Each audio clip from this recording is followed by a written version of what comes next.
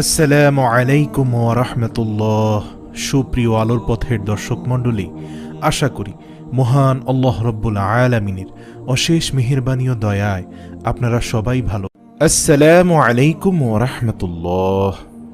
নামাজ না পড়লে কি কি শাস্তি হয়? প্রিয় দর্শক, আমরা অনেকেই জানি না নামাজ না পড়লে বিশেষ যে শাস্তিগুলো আল্লাহ তাআলা অবশ্যই দিয়ে থাকেন, সেই শাস্তিগুলো সম্পর্কে না জানার কারণে অনেকেই নামাজ ছেড়ে দিয়েছেন। আজকে আমরা নামাজ না পড়লে স্পেসিফিক যে শাস্তিগুলোর ঘোষণা আল্লাহ তাআলা দিয়েছেন সেই সম্পর্কে আলোচনা করব ইনশাআল্লাহ। অবশ্যই ভিডিওটি শেষ পর্যন্ত দেখুন।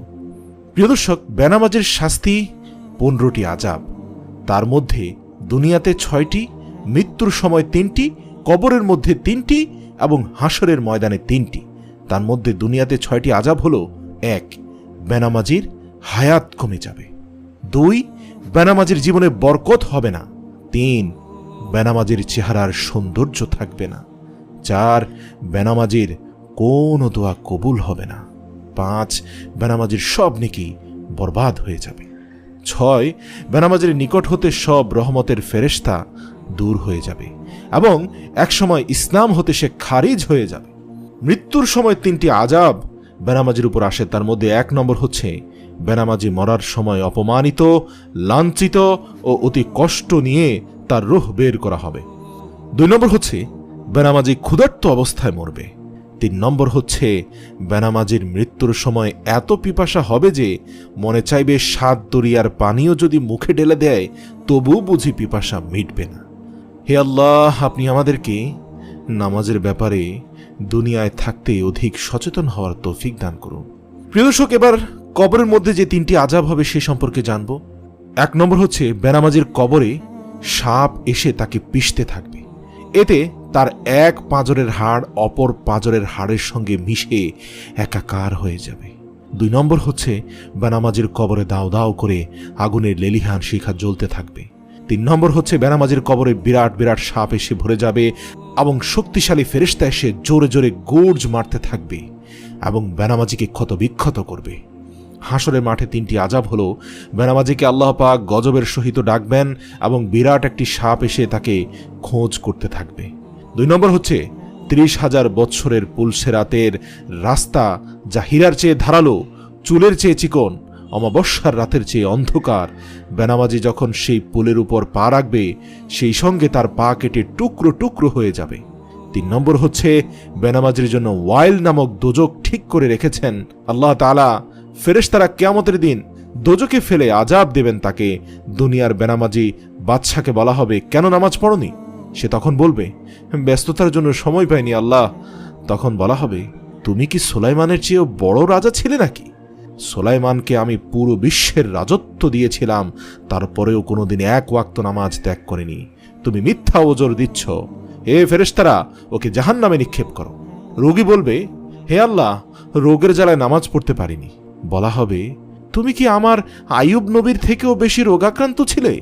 18 বছর পোকায় খেয়েছে আমার নবী আইয়ুবকে, তবুও সে 1 ওয়াক্ত নামাজ ছাড়েনি। তুমি মিথ্যা ওজর করেছ। হে ফেরেশতারা, ওকে জাহান্নামে নিয়ে নিক্ষেপ করো। আরেকজন বলবে, আমার অনেক সন্তান ছিল, তাদের সেবায় ব্যস্ত ছিলাম আল্লাহ, তাই নামাজ আদায় করতে পারিনি।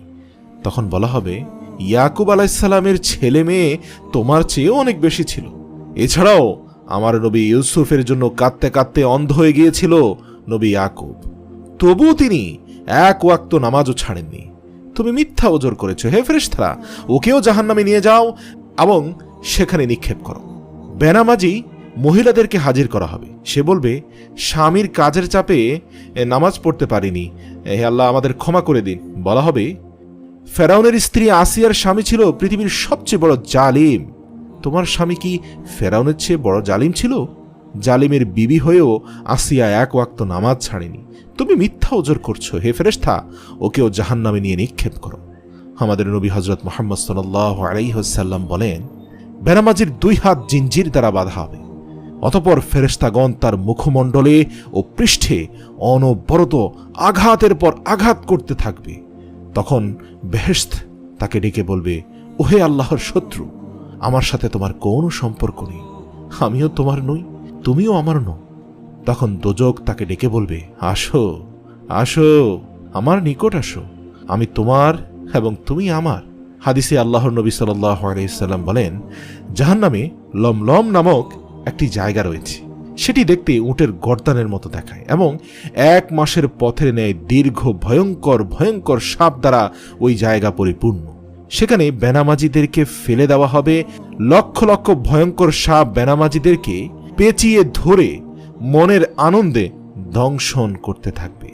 হে আমার ভাই ও বোনেরা, আল্লাহ পাকের নিকট পানাহ চান এবং পেছনের নামাজ কাজা করুন। অন্য এক হাদিসে হুজুরে পাক সাল্লাল্লাহু আলাইহি সাল্লাম বলেন, দোজখের মধ্যে জুব্বুল হুজুন নামে বিরাট আকারের একটি ময়দান রয়েছে।